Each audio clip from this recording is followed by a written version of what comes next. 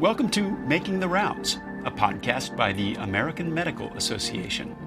In this episode, we continue our Meet Your Match series with guests Dr. Michaela Pesce and Dr. Brandon Temel. Drs. Pesce and Temel, who are engaged, navigated match together in their journey to residency and were able to match at the same program. In today's episode, they share the logistics and nuances of the couples match and what they learned having experienced it firsthand. Here's AMA senior news writer Brendan Murphy. Hello, and welcome to Meet Your Match on Making the Rounds, a podcast by the American Medical Association. I'm Brendan Murphy, senior news writer at the AMA. Today, we are going to talk about navigating the match as a couple. Our guest, Dr. Michaela Pesce and Dr. Brandon Temel, will share their experience going through the couples match and offer their advice for any future couples going through the process. Dr. Michaela Pesce is a first-year obstetrics and gynecology resident. Dr. Brandon Temel is a first-year internal medicine resident. They are engaged and both are training at Michigan Medicine in Ann Arbor. Thank you both so much for joining me today. Thanks so much for having us. It's great to be here. Each year, the number of couples in the couples match is somewhere around 1,100. Going through the match with your partner in mind must have come with some ups and downs for both of you, so we're excited to share your experience with our listeners. I would first like to begin if you could maybe describe what your circumstances were and how you opted for the couples match. So we met in our first year of medical school, and we started dating in our second year, already with the knowledge that the couples match existed and that if we kept dating, that might be something that we wanted to participate in. And then by our third year, we started thinking about what the match would look like and decided to apply as a couple at that point in time. And then from there, we started that application process. That's great, Dr. Pesce.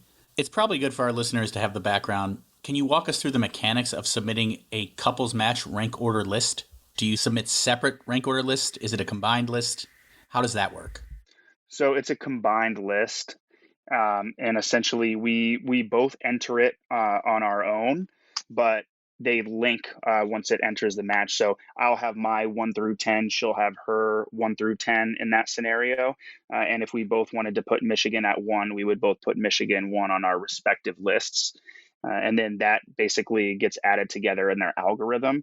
And if one of us matched our number 1, but the other one did not, it would go then to the next combination until there was a mutual match on the same line. And it would continue that way until that happened. And you can see your partner's list. So you make your own list and they make their own list, but you are coupled in a way that you can say, show my partner's list, and you can see what their number 1 is. So you make sure that your number 1 matches with their number 1 as well. We double checked a lot of times to make sure we were very nervous. We put the order in wrong. It does seem to add a layer of complexity. You guys are in different specialties. How does that impact this process? I think there's a couple different variables, especially because the interviews kind of come out at different times. So it can be a little bit challenging to coordinate because of that. But overall, we were both applying through the same system. So we were able to link our matches and things. So it was a relatively smooth process with our specialties, but there were some differences. I think as long as you're both applying to specialties that participate in the NRMP matching program, then it's not so hard. Certainly a whole nother discussion is couples who are wanting to couples match, but one of them is in a program that doesn't participate in the NRMP, like ophthalmology or urology. And unfortunately, the couples match isn't possible for them. But for us, I think the biggest difference was trying to coordinate getting interviews at different times, given that each specialty handles that differently.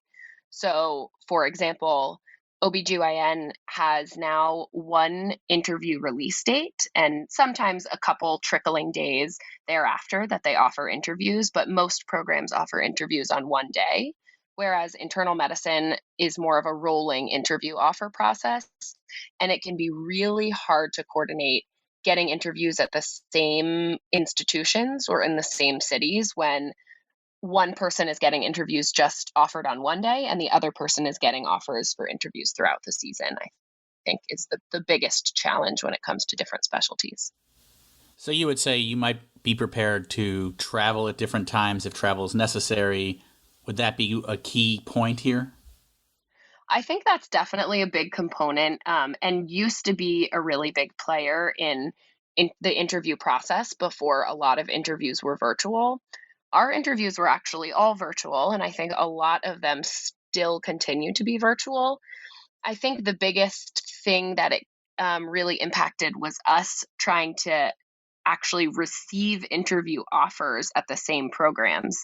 In the past, when sort of most specialties offered rolling interview offers throughout the season, you had the opportunity to email programs and say, "Hey, I'm participating in the couples match. My partner received an interview at your institution, and I'm really interested in interviewing there as well." And they might still have room to offer you an interview. Whereas for us, Brandon might have received an interview offer and my interview offer day had passed already, and it gave those programs less of an opportunity to then offer me one if they had already offered all of their interview slots on that one day that had already passed. Looking at what might be the first step of this process, did you deliberately apply to the same institutions? We did. When we were looking at which programs to apply to, we looked both at the same institutions, but also at the same cities. So we started by targeting cities that would have multiple programs so we could try to coordinate in the same area and then applying to the same programs as well. But you matched at Michigan, which doesn't have another massive health system in the town, am I right? That's true. Yeah. It worked out that we thankfully both had interviews here at Michigan and ended up really liking the program. And I think going into it, we were expecting more so just with the odds of matching and having to match together that we would be ending up at a large sort of city with multiple health systems. That was kind of our perception of what was most likely to happen going in. But it did turn out a little bit differently for us in the end. So this is a good one for our applicant listeners. We're approaching rank order list time. How did you construct your rank order list as a couple? So there were a couple different aspects that we looked at when formulating our list. The one being the location and making sure that we were picking programs that were either the same program or in the same area. Looking at strong programs that we felt would allow us to have the training opportunities that we needed. Looking at programs where we felt that it was a good fit and programs that acknowledged us in the couples match and made efforts to at least tell us the information and the things that they had in place to help us sort of succeed as a couple in terms of matching up vacations and matching up schedules as best they can, knowing that we're both going to be very busy. So I think, first and foremost, trying to be in the same area, trying to be at the strongest program that we could to allow us to have, all those fellowship opportunities that we wanted. And then also programs that made an effort to acknowledge us both individually and as a couple really felt good and really kind of, steered us towards those programs. I think for our first 10 or so programs, in terms of how we started to rank our programs together, we were able to match up programs that were in the same city as each other, or very close by that we both really liked and would have been happy to go to. As we got further down the list, we had to end up deciding whether to prioritize being close to each other versus being at programs that each of us really liked and really wanted to be at, which is certainly the hardest part of making that rank list. But I would say for us, we generally prioritize being in the same city or at the same program. You took care of the nation. It's time for the nation to take care of you. The AMA stood by America's physicians and patients during the pandemic, and we're not stopping there. We're fixing prior authorization, leading the charge on Medicare payment reform, supporting telehealth, fighting scope creep, and reducing physician burnout. It's time to rebuild, and the AMA is ready. To learn more about the AMA Recovery Plan for America's Physicians, go to ama-assn.org/time to rebuild. Were there circumstances where one of you really liked a program and one of you really didn't? And how did that factor into this whole process? There were a couple of those circumstances that we had. And one of them that I'm thinking about, I had other interviews in the same area. And so we kind of talked about being in that scenario in the same city, but not necessarily the same program. And there were a couple others along the way where one of us had a good interview and the other one felt like it wasn't a program that they would have liked the most. And I think it did play into it somewhat because, picking this process and, us deciding to go through with the couples match, we underwent this process with the understanding that, this is for both of us, and we need to find, a compromise and be somewhere where we're both happy and both have an opportunity to be successful. And so it was definitely, a work in progress along the way as we interviewed, but there were certainly some scenarios in which that was the case. How did the results work out for you? Where on your list did you guys match? We were very lucky to match at our first ranked combination. That was, we had a lot of discussions about what to rank first and second and third, but ultimately we were so excited to match at our number one program, which was the University of Michigan. So we got incredibly lucky, and many happy tears were shed on that day when we found that out. With the wisdom of a year or so in residency training and having been through the match process, is there anything you would have done differently about this process? I don't think there were any big changes or things that we would do differently on a large scale. I think it was something that we talked about with each other a lot. We knew, what our expectations were and what we were looking for in programs. And I think it just took a lot of conversation along the way. We were constantly discussing and constantly considering as we went to try to pick, what options were best for the both of us. And I think that we did that. And I think we were very happy with the result and feel like we ended up at a place that kind of achieved all of the things that we were looking for. I think there were some conversations about making the rank list as we got into the lower numbers where maybe we were perseverating or talking too much about particular combinations once we got down into the 40s and 50s of the combinations that, those conversations and some of that stress may not have been worth it in the end. But it was something that I think overall we were happy with the process and how it went. And I don't think we would have made any big changes.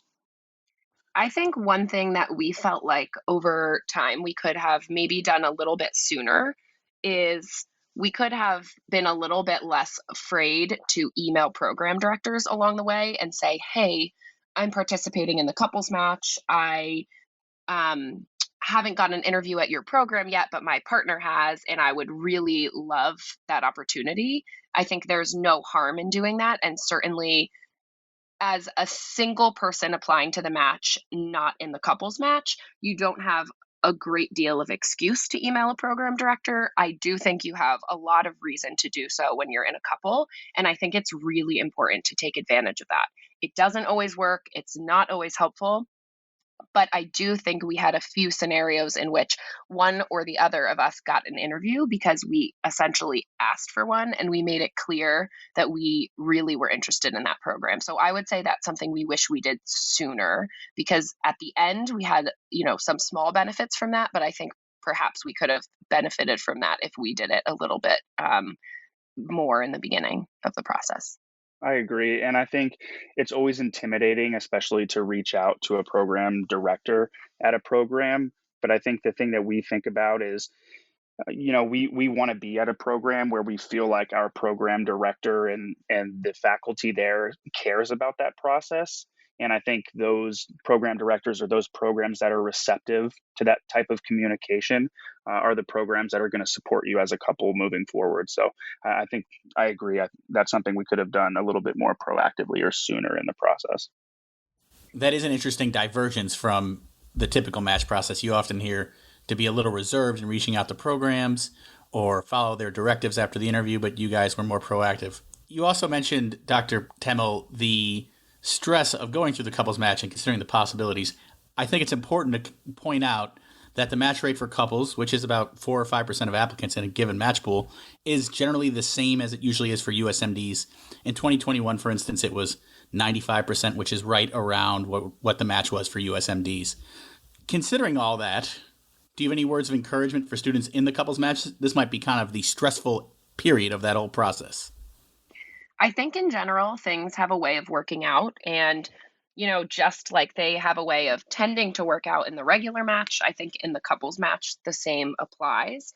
I would say overall, probably the biggest piece of encouragement and advice is, while it's certainly important to focus on what combinations would be best for you as a couple, I think as you make your way down your list and you start to get to those numbers that are more in the 30s, 40s, 50s, however long your list ends up being, I think that it's really important to remember that once you get to that point in the list, just try to think quickly about what is the best combination for you and move on, because there's no point in perseverating over that point in the list, where once you're at match day, you're not going to remember combination number 31 versus 32. You're just going to be really happy that you both matched at a program, and you're going to end up doing your best way to find the good in whatever match that you got. And so I think that it's really important to remember to enjoy the process as much as possible, although it's stressful, and know that it's a really great thing that the couples match even exists. And I think it can be a really positive and a fun thing ultimately, and not to get too bogged down with all the details of it, particularly once you get towards that end of the list. And again, some people's list may be very, very long. I'll be candid that our list was 81 combinations. Some people rank into the 300s in terms of their combinations. So however long your list ends up being, don't get too stressed about each little combo. Dr. Temel, do you have anything to add?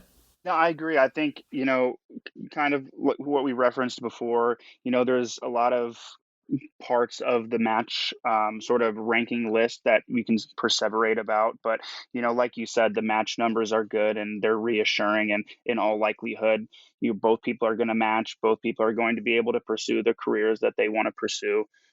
It just adds a little bit of stress along the way. But I think thinking about that end goal and knowing that the odds of ending up being able to pursue what you want to pursue in the couples match as well are high, and just to think about that. I think one piece of advice that would have been helpful starting the process is it can be intimidating and it can be challenging having, to advocate not only for yourself, but in the couples match process, you're also advocating for each other. And something that people say is, and as we mentioned before, is emailing program directors and emailing programs, trying to advocate for each other. But what I actually found to be the most helpful was actually bringing that up in the interview itself, and being able to have a conversation with the program director or with an interviewer to let them know that you're participating in the couples match and that's something that's important to you, and really gauging their response to that and letting them know face to face that that's something that you're doing. I found that to be the most helpful way to help advocate for Michaela and vice versa when she was on interviews. Dr. Temel, Dr. Pesce, thank you so much for joining us on this episode of Meet Your Match on Making the Rounds. Absolutely. It was a pleasure. Thank you for having us. I'm AMA Senior News Writer Brandon Murphy. We'll see you next time. You can subscribe to Making the Rounds and other great AMA podcasts anywhere you listen to yours, or visit ama-assn.org/podcasts. Thanks for listening.